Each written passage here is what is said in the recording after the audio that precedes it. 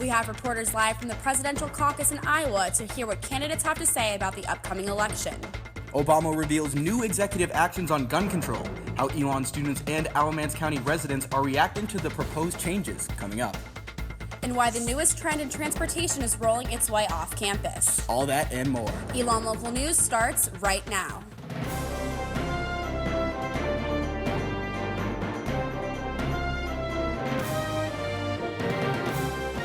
Good evening and welcome to the first Elon Local News broadcast of winter term. I'm Paula Blanc. And I'm Rachel Ellis. The two of us will be hosting Elon this January term. We begin tonight with news from the upcoming election. This month, more than 15 presidential hopefuls will travel to Iowa to gain support for the upcoming race.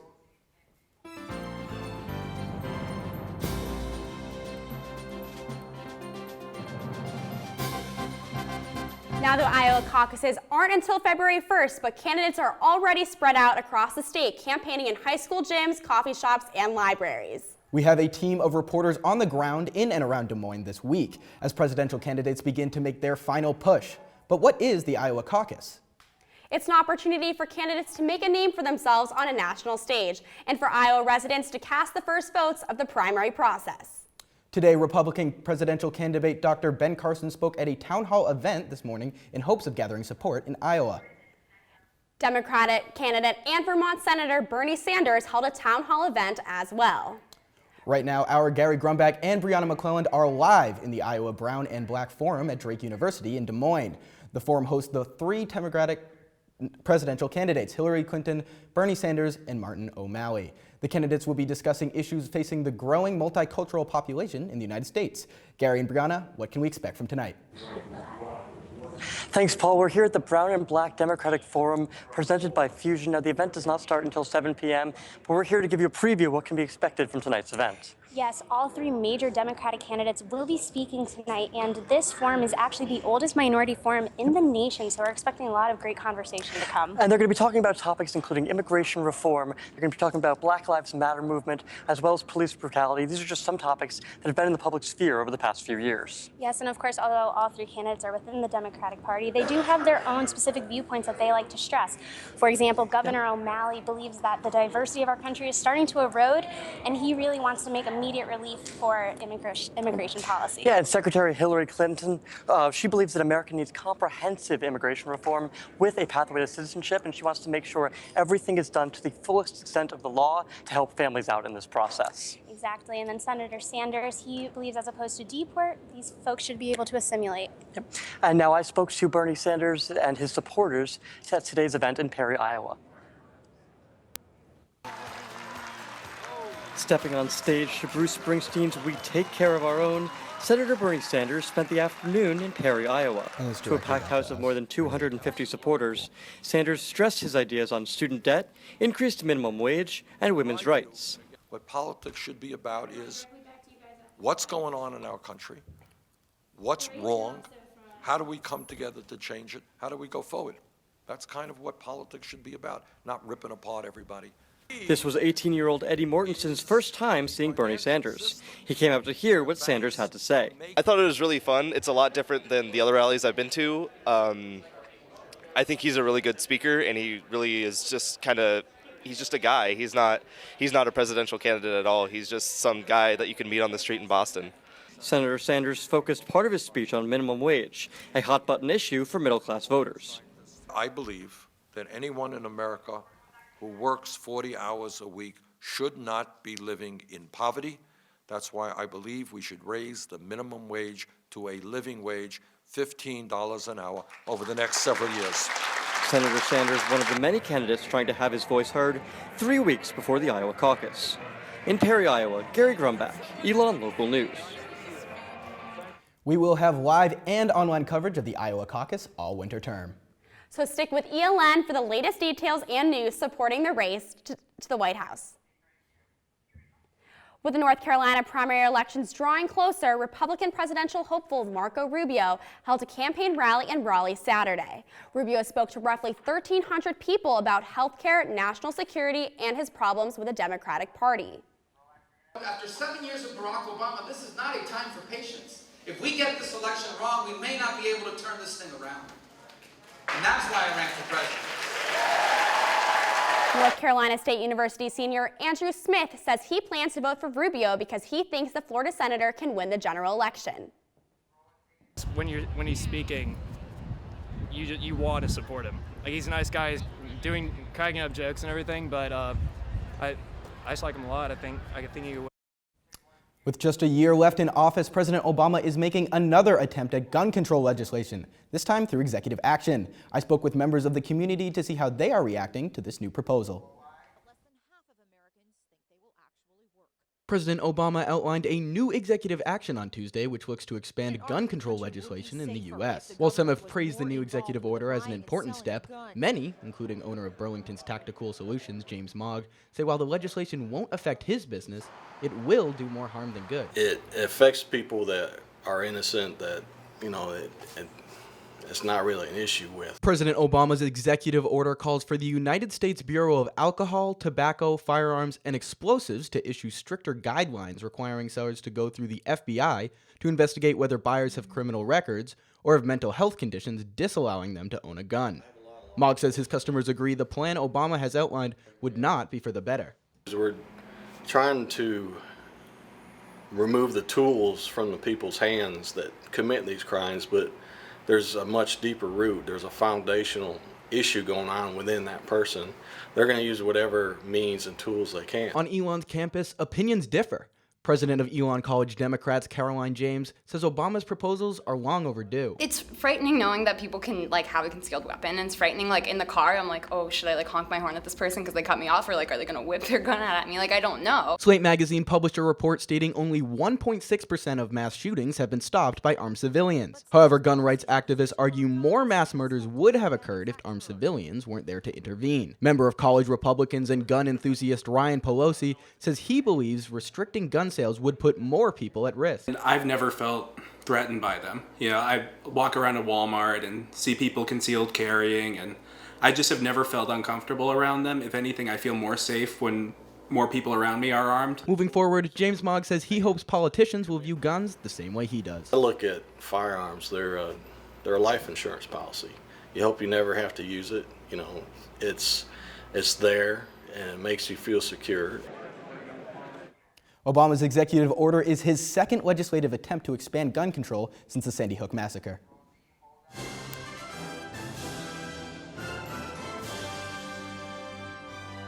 Efforts to reduce the prison population in Alamance County are beginning to pay off. The Alamance County Detention Center Annex is closing its doors temporarily after a decline in inmates, according to the North Carolina Department of Public Safety. The sheriff's office reported 13 female inmates have been removed from the closing annex to the main jail in Graham, North Carolina. While the county jail system used to hold an average of more than 500 inmates, this year it has dropped to less than 350. This decline comes after a prosecutor position to open the system. The job reviews the cases of the inmates and determines whether or not they should remain incarcerated. According to the NCDPS closing, the jail will save roughly $200,000. Recent bomb threats to colleges across the nation have left many students and faculty concerned for their safety. And you might be wondering what Elon's plan is in case of emergency. According to the bomb set procedures on Elon's website, staying informed and calm in the event of a bomb threat on campus will help you and others remain safe. When calling authorities regarding a bomb threat, make sure you collect as much accurate information as possible. Students can stay updated by reading their emails and text messages, as well as following Elon University accounts on social media. Elon sophomore Lindsay Bergeo says she thinks Elon does a good job of keeping her informed during crisis. I think that Elon does a really good job of trying to keep everyone safe and keep everyone informed. I feel like I get almost instantly emails regarding situations that happen on campus, and I feel like they really keep us updated on everything. For any questions or concerns regarding bomb threat procedures on campus, go to elon.edu and click on Emergency Response Guide. One of the hottest Christmas presents is now under strict scrutiny nationwide and on Elon's campus. Our Evan Sassman took a look at the new rules hovering the surface. If you didn't ask for it for Christmas, one of your friends definitely did. A hoverboard. This new gadget has quickly become a popular mode of transportation. But despite the popularity, Dean of Student Health and Wellness, Jana Patterson, says hoverboards are dangerous as well. National Consumer Safety agencies have all recommended because of the fire hazard, especially with regard to charging that they're dangerous. This fire hazard is a serious issue. Like Dean Patterson said, the National Consumer Safety Report has recently shown how hoverboards have the potential to spontaneously combust while charging. This has led to major restrictions for the device, especially on college campuses. Hoverboards are going to be banned inside any kind of university facilities, but the current policy we're incorporating is that they will be able to, if students have them, they can ride them outside. Elon follows a string of universities banning hoverboards in dormitories, including Emerson College, Boston College, and American University. I mean, they're being banned in a lot of places, so I guess that's not coming. Sophomore Chris Miller got a hoverboard for Christmas and says although he's upset he can't ride it on campus, he understands the reasoning behind the ban. Yes, but yeah, I mean, it makes sense from like an administrative standpoint. Interim Director of Residence Life, Marquita Baker, sent an email to students on January 7th stating the new restrictions. Opinions vary on whether or not these restrictions should be placed on the usage of hoverboards. But as of this week, they are banned in Elon's buildings.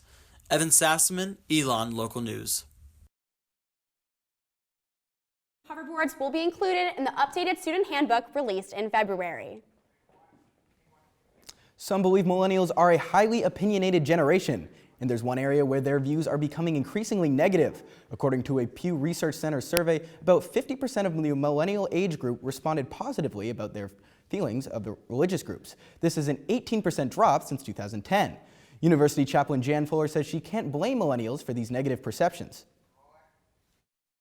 We live in a moment in history in which religion has a plays a difficult role and looks in the public eye like bigoted, hateful, violent, that religion is really kind of the stimulus for so much negative in our world.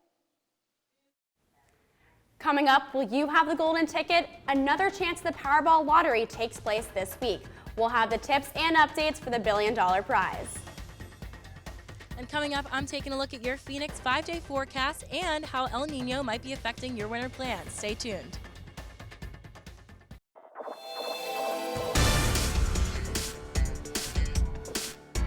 This winter has been off to a crazy start with sunny skies one week and sweater weather the next. Our Jackie Pascal is live in downtown Elon with a look at this week's forecast and what the rest of winter term has in store. Jackie?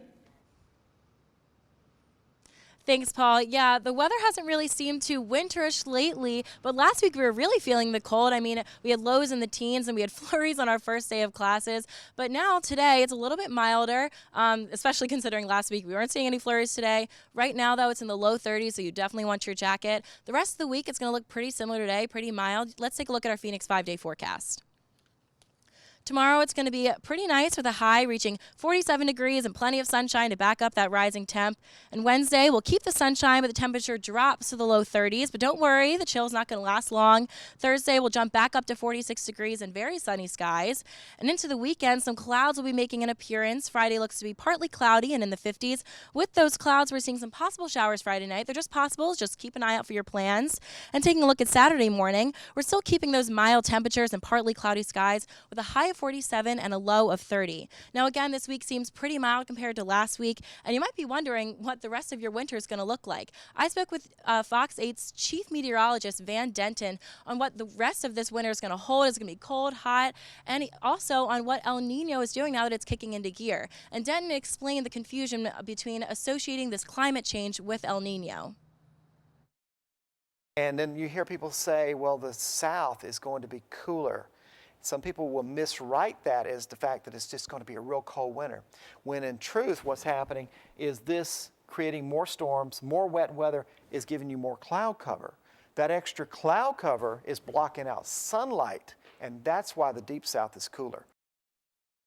Okay. Looking ahead, Denton says the worst is yet to come with cloud coverage and winter weather. El Niños are also known for then having a turn toward colder weather over the last half.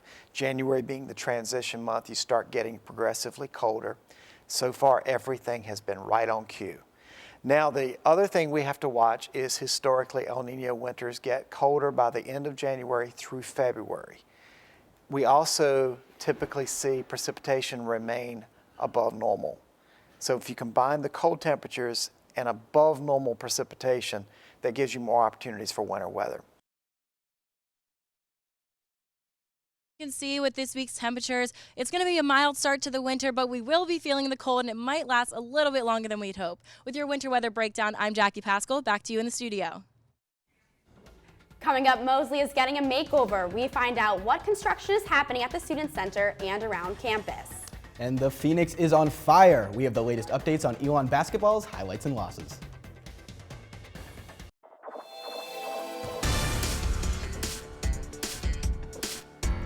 Elon recently announced the new Director of Community Partnership, Associate Professor of Education Jean Radigan-Rahr, aims to increase the university's role within the community.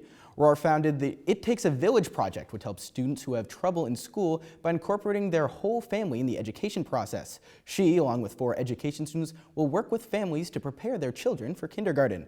This new position goes hand in hand with President Lambert's emphasis on increasing Elon's presence in the community, especially in local schools. Walking into the Mosley Center this winter term, you might notice some changes. The Student Center now has beanbag chairs and foosball tables and will also be adding a new TV. Sophomore Spencer Wagner thinks these new additions will improve the overall atmosphere of the building. Happy with the renovation. It's great to have the Student Center finally open and starting to feel more like a student center. And Mosley's facelift wasn't the only construction on campus this break. The new dormitory and shops on Haggard Avenue, Park Place, and the new School of Communications continue construction with a summer 2016 deadline. And even more changes are coming to the town of Elon. A new downtown development administrator has also been named. The recently elected Kathleen Patterson hopes to improve the downtown area by finding new businesses and organizations to set up shop. With only 8 blocks to work with, Patterson hopes to create the downtown students and residents want. She says she plans to work with both the town and a university to create a hotspot for student life.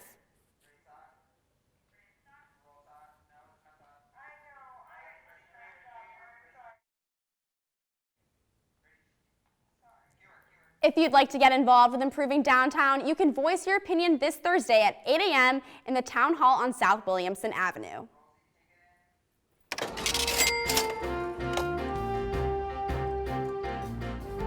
The idea of gambling may not suit everyone, but the lure of this jackpot has many Americans feeling the lottery fever. Our own Connor Del Prix has everything you need to know about the upcoming drawing. Thanks, Paul. The Powerball lottery game was created in 1992 and has left many people with large sums of money over the years, but there's never been something quite like this. Saturday night marked the 20th time in a row the Powerball drawings have been announced with no winners. According to lottery officials, the prize money has ballooned since then and could contain up to $1.3 billion in the drawing this Wednesday night. According to CNBC, this would break the world record for highest payout if the prize is awarded to one person. With a jackpot like this, many Powerball sides aren't even equipped to fit such a large sum. If there's a winner after Wednesday night's announcement, they will have 2 options for receiving the prize money. The award can be given to the winner as a lump sum, meaning you are handed all of the winnings at once, or the money can be stretched over 30 annual payments. Now, for any Elon students and faculty interested in buying a Powerball ticket, look no further than the Kangaroo gas station. The winning numbers will be drawn on Wednesday night at 10:59 p.m. Eastern Time, so make sure to check the Powerball website to see if you are the lucky winner. I'm Connor Del Prix, Rachel and Paul, back to you. The lingering effects of life abroad and the potential struggles that come along with it. We'll have the details coming up after the break.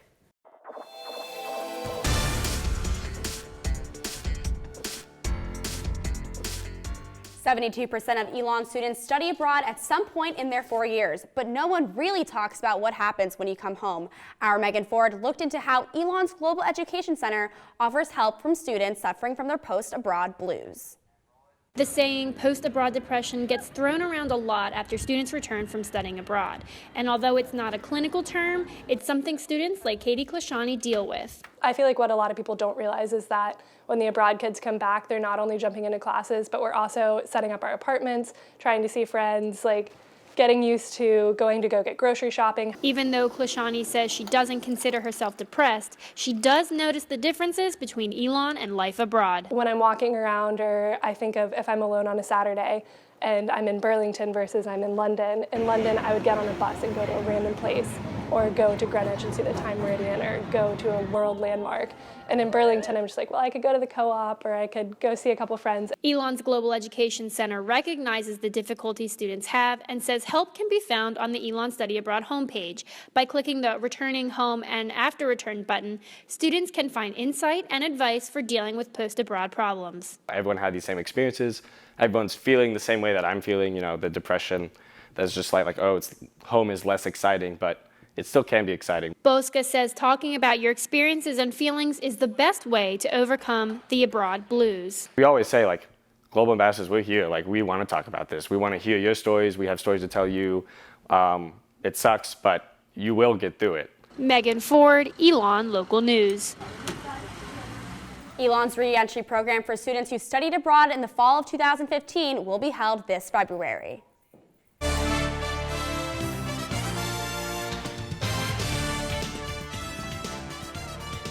If you're at Elon this winter term, that means more than just 3-hour classes and cold weather. It also means basketball. Our Kenneth Brown Jr. is in the studio with your Phoenix update. Kenneth? Okay, Paul and Rachel, this isn't just any basketball. I'm talking about conference games. The men and women's basketball teams are heading deeper into CAA play with the goal of competing in a championship game come March. Now, the men's basketball team is currently sitting at 11-6, shocking everyone with a victory on the road at James Madison University last week. They tried to keep the momentum going heading into Saturday's game against Hofstra, but they lost the game 80-76. Looking ahead, they host UNC Wilmington Thursday in Alumni Gym, then hit the road to take on College of Charleston Friday.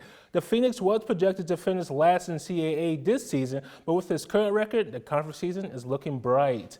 And the women's basketball team ended last season losing to James Madison in the semifinals of the CAA tournament 63-60, and now by focusing just one game at a time, the Phoenix are on fire. The women's team has defeated some serious competition, including a win over NC State earlier in the season, 69-66. The Phoenix took on the James Madison Dukes, who were projected to finish first in the CAA. The game went to overtime, but unfortunately, they lost this one 81-86, and the season falls to 9-5 and 2-1 in conference. Looking forward, they go on a little road trip, first to Towson on Friday, followed by Drexel on Sunday. Based on the past 3 games, it could be a thrilling conference season. All of this leads up to the CAA tournament on March 9th through the 12th in Upper Marlboro, Maryland.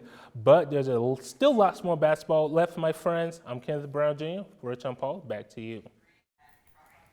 Now, Kenneth, what does the men's team and the women's team each have to work on as they move forward in the season? So for the men's, it's all about three-point shooting and free throws, and for the women's, they just have to get the boards, rebounding, offensive rebounds, and working on the free throw lines. Great, that's good to know. Well, we'll be rooting for them all season long. That's all the news we have for you tonight at Elon Local News. You can find our stories online at elonlocalnews.com or on social media like Facebook, Twitter, and at Elon Local News. From all of us here at ELN, have a great night, Elon.